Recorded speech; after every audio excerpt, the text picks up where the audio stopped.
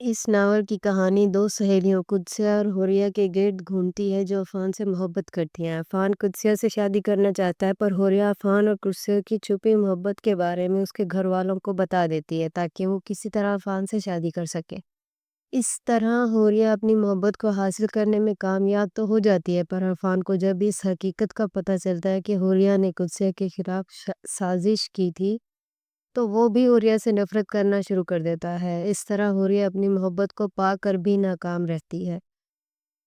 یہ new York شہر کی 10 منزلہ عمارت میں واقع ایک کشادہ فلیٹ ہے جس کے لیونگ روم کی کھڑکی کے پاس رکھے کاؤچ پر وہ اکیلی بیٹھی رات کے اندھیرے میں ٹمٹماتی روشنیوں کو دیکھ رہی تھی۔ آج رات سے پہلے اس قد آدم کھڑکی سے دیکھنا بہت اچھا لگتا تھا۔ آج بھی وہ ٹکٹکی باندھے کھڑکی کی اس پار دیکھ رہی تھی لیکن آج اس کی نظر اپنے اندر کی جلتی بجھتی روشنیوں پر تھی۔ وہ اداس تھی، دکھی تھی، سنجیدہ اور سوچوں میں گم تھی۔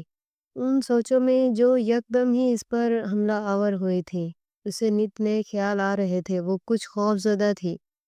اسے شکوک و شبہات نے بھی آن گھیرا تھا۔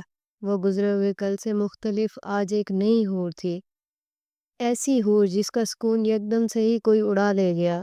ایسا کوئی جو اسے پسند نہیں، کوئی ایسا جسے وہ بھول بیٹھی ہے، بھول جانا چاہتی ہے، بھلا دینا چاہتی ہے۔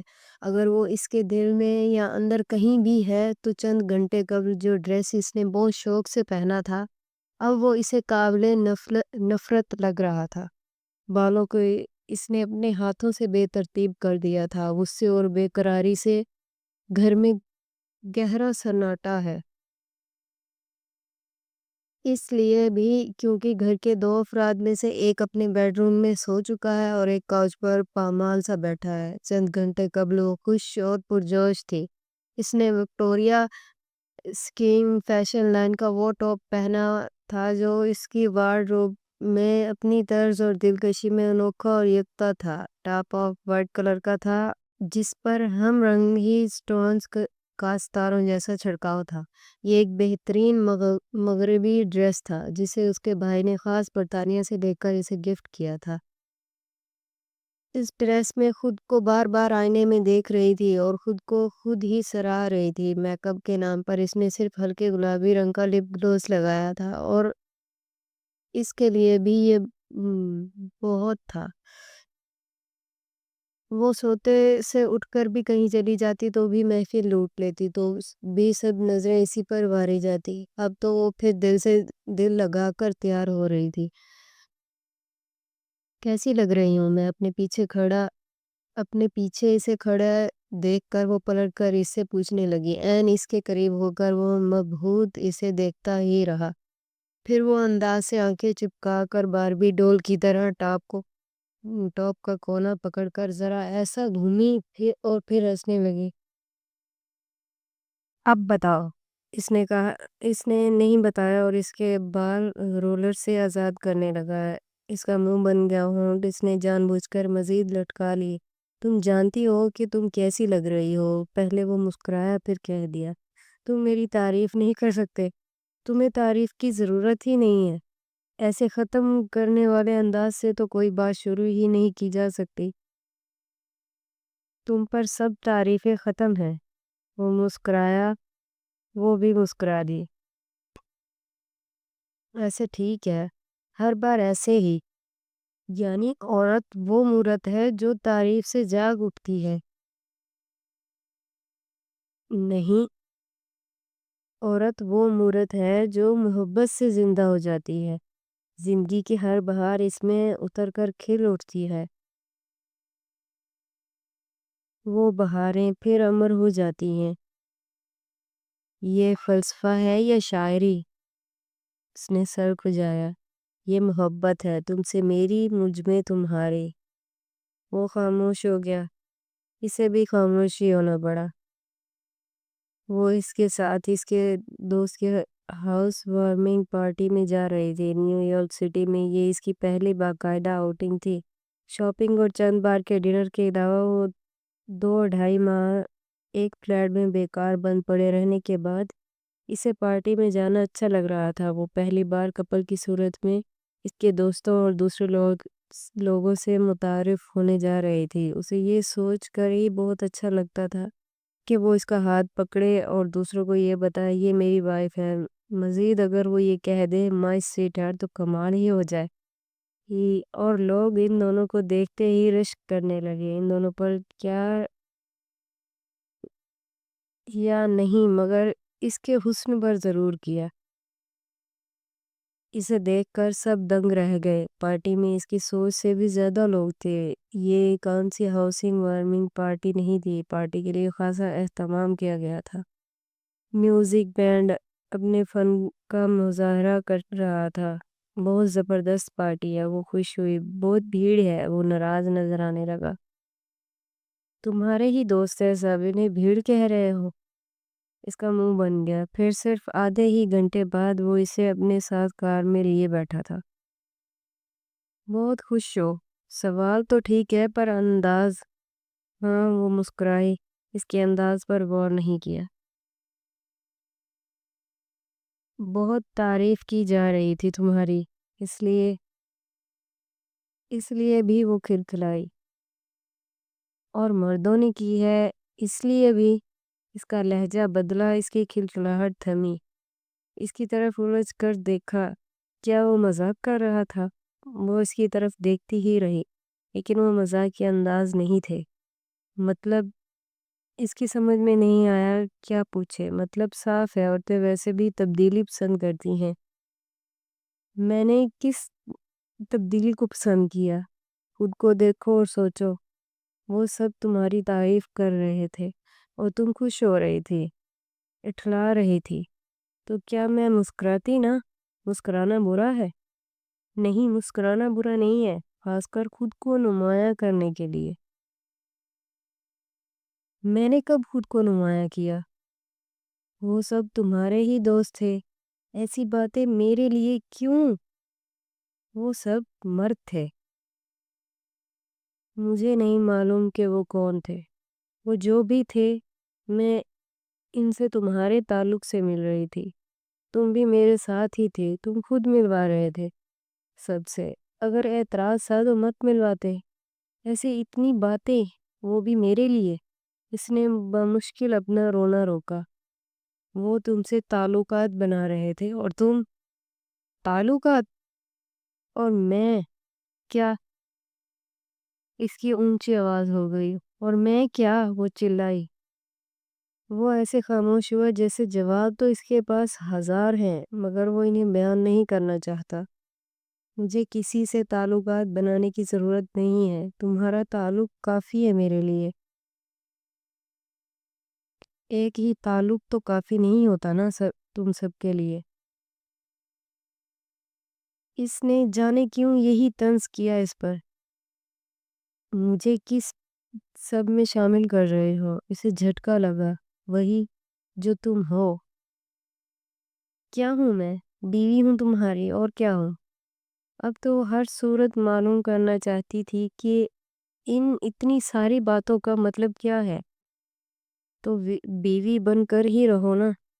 وہ ان اندازوں کا حامل نہیں تھا۔ آج ابھی کے ابھی اس نے اتنے انداز سیکھ لیے تھے۔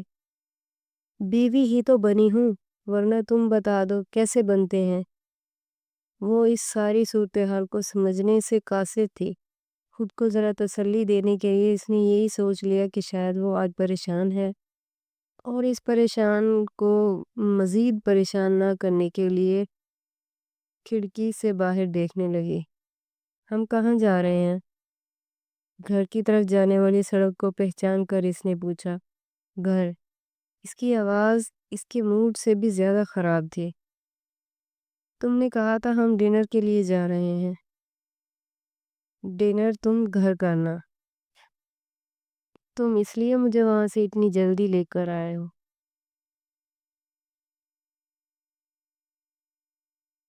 وہاں سے نکلنے کا غم ابھی تک ہے، وہاں سے جلدی آنے کا نہیں، تمہارے جھوٹ بولنے کا۔ یہ اچانک سے تمہیں کیا ہو گیا ہے؟ کیسی باتیں کر رہے ہو؟ آج وہ خاموش ہو گیا، جیسے اس کی ٹھوس دلیل پر قائل ہو گیا ہو۔ سوچنے لگا کہ کیا ہوا اسے۔ اچانک سے کچھ نہیں ہوتا، ہر چیز کی وجہ ہوتی ہے۔ کہیں نہیں، کہیں نہ کہیں کچھ نہ کچھ ہو رہا ہوتا ہے۔ اس کا انجام شاید اچانک سامنے آتا ہے۔ یہ سب اس نے اسے نہیں کہا تھا، اس نے خود سے یا کسی اور سے ہی کہا۔ یہ کلام کیا تھا؟ اس کے پہلو میں بیٹھی حور پر بہت سے رنگ آ کر گزرے۔ اس نے بڑبڑاہٹ پر وہ ایک نارمل انسان تھا۔ اچانک سے اسے شبہ ہوا کہ وہ اب نارمل بھی ہو سکتا ہے، کبھی بھی کچھ بھی ہو سکتا ہے۔ گھر کا قفل کھول کر اس نے اندر اسے چھوڑا اور خود واپس پلٹا۔ کہاں جا رہے ہو؟ واپس پارٹی میں۔ تمہاری طبیعت ٹھیک نہیں ہے، تم آرام کرو، کہہ کر چلا گیا۔ اس نے روک کر اس کے چہرے پر چھائے افسوس ملال کو بھی نہیں دیکھا۔ اس نے یہ بھی نہیں دیکھا کہ وہ اتنی خوبصورت لگ رہی تھی۔ اب کیوں اتنی بدصورت نظر آنے لگی ہے؟ بدصورتی کی ابتدا اس نے اپنا نیکلس اتار کر کی۔ اس نے اسے نوچ کر اتارا اور دیوار پر دے مارا۔ پھر جھٹکے سے اپنے جوتے اتار پھینکے، دائیں کلائی میں پہنا بریسلیٹ، دونوں کانوں میں پہنے ٹاپس۔ غصے سے بالوں میں اتنی بار ہاتھ چلائے کہ وہ لچ کر خزاں رسیدہ سے نظر آنے لگے۔ اسے غم زیادہ تھا یا غصہ، وہ اندازہ ہی نہیں لگا سکی، پر وہ بہت بری طرح سے سہم گئی۔ کچھ دیر پہلے وہ ایک ایسے شخص سے ملی تھی جسے وہ جانتی ہی نہیں تھی۔ یہ اس شخص سے اچانک ملاقات تھی، جیسے چلتے چلتے کسی غلیظ سی چیز سے الجھ کر گرنا۔ وہ 2 گھنٹے بعد واپس آیا تو وہیں بیٹھی تھی، بنا کچھ کھائے پیے، ایک ہی انداز سے باہر دیکھتے ہوئے۔ اس کے پھینکے گئے جوتے یہ بتا رہے تھے کہ وہ کس قدر غصے میں آ گئی تھی۔ ان جوتوں کو پہننے والی پر ایک نظر ڈال کر بھی وہ اسے بہلانے اس کے پاس نہیں آیا اور جا کر سو گیا۔ وہ جا کر سو گیا اور وہ سو نہ سکی۔ اسے کیا ہو گیا ہے؟ وہ خود سے بار بار ہی ایک سوال کر رہی تھی۔ یہ سوال اسے خود سے ہی کرنا چاہیے تھا۔ اس سے متعلق بہت سے سوالوں کے لیے یقیناً اس کے پاس آنا چاہیے۔ وہ جو ذرا سا سہم گئی ہے، وہ جو اندر جا کر سو جانے والے سے بے انتہا محبت کرتی ہے، وہی محبت جس میں سب جائز ہے، سب پن معاف ہے، جس کا ہر بار پر اختیار ہے، اسی سب کے لیے وہ سہم گئی ہے۔ موڈ اس کا خراب ہونا چاہیے تھا، جبکہ اس نے اپنا موڈ خراب کر لیا ہے۔ کئی دن تک وہ اس سے کھینچا کھینچا رہا، کچھ پوچھنے پر بھی جواب نہ دیتا، مسکرا کر اس کی طرف دیکھنا جیسے اس نے خود پر حرام کر لیا تھا۔ اور کہیں باہر لے جانے پر بھی اس پارٹی کے بعد وہ اسے دوبارہ کہیں نہیں لے کر گیا۔ چھوٹی بڑی پارٹیز تو ہوتی رہتی تھی، وہ خود بھی ان میں نہیں جاتا تھا۔ وہ اس طرح کے شوق نہیں رکھتا تھا، اسے کتابوں سے بہت لگاؤ تھا اور وہ انہی پر سر رکھ کر سو جاتا تھا۔ نیو یارک میں جو ان کے قریبی ملنے والے تھے، جن کے یہاں جائے بنا نہیں رہا جا سکتا تھا، وہاں وہ اکیلا ہی جاتا تھا۔ اسے نہیں معلوم کہ وہ لوگوں کے پوچھنے پر کیا کہتا ہوگا، شاید ایک ہی گھسی پٹی بات کہ اس کی طبیعت ٹھیک نہیں تھی، یا وہ کچھ مصروف تھی، یا وہ ضرور آتی اگر بہت تھکی ہوئی نہ ہوتی۔ آئندہ ضرور لاؤں گا میں اسے اپنے ساتھ۔ ایسی بہت سی باتیں کرتا ہوگا۔ اس کی بیوی خوبصورت تھی اور وہ اس خوبصورتی کو گھر میں رکھنا چاہتا تھا۔ وہ ایک عورت تھی اور وہ اس عورت پر اعتبار نہیں کرنا چاہتا تھا۔ وہ ایسا نہیں تھا، وہ ایسا ہو رہا تھا۔ وہ ایک اچھا انسان تھا، وہ ایک اچھا شوہر نہیں بن پا رہا تھا۔ وہ بہت کھلے ذہن کا مالک تھا، وہ اس کے لیے الٹ ہوتا جا رہا تھا۔ پہلی ہی تکرار نے اس کی جون بدل دی، وہ دیکھتی ہی رہ گئی۔ آسمان کے سارے ستارے ایک ساتھ ٹوٹتے تو بھی وہ اتنا حیران نہ ہوتی، اور اب اسے دیکھ دیکھ کر اس کی حیرت جاتی ہی نہیں۔ بدل تو کچھ عرصے پہلے ہی رہا تھا، پر اب آشکار ہو گیا ہے، کیونکہ اب دونوں ساتھ تھے، دونوں ایک ہی تعلق سے تھے، اور وہ اس کا حاکم تھا۔ بھلے وہ اسے محبوب بنائے بیٹھی رہے، اسے دیکھ دیکھ کر جیتی رہے، اسے سوچ سوچ کر خواب بنتی رہے، آہستہ آہستہ اس کی عادت بدلنے لگی۔ وہ اپنی خوبیوں کو آگ لگا دینے کے لیے درپر ہو گیا۔ کچھ ہی دنوں بعد اسے اس کے پرنسپل فون رکھنے پر پرسنل فون رکھنے پر اعتراض ہوا۔ نیو یارک جیسی ہائی فائی سٹی میں وہ اس کے پرسنل فون پر بحث کر رہا تھا۔ گھر میں فون ہے وہ استعمال کرو، مجھے گھر کا فون استعمال کرنے پر اعتراض نہیں، مجھے اعتراض فون چھین لیے جانے پر ہے۔ اعتراض؟ تمہیں یہ حق کس نے دیا؟ تم اعتراض کرو، تمہیں جو کہا ہے تم وہ کرو۔ لیکن تم یہ سب کیوں کر رہے ہو؟ وہ رو دینے کو ہوئی۔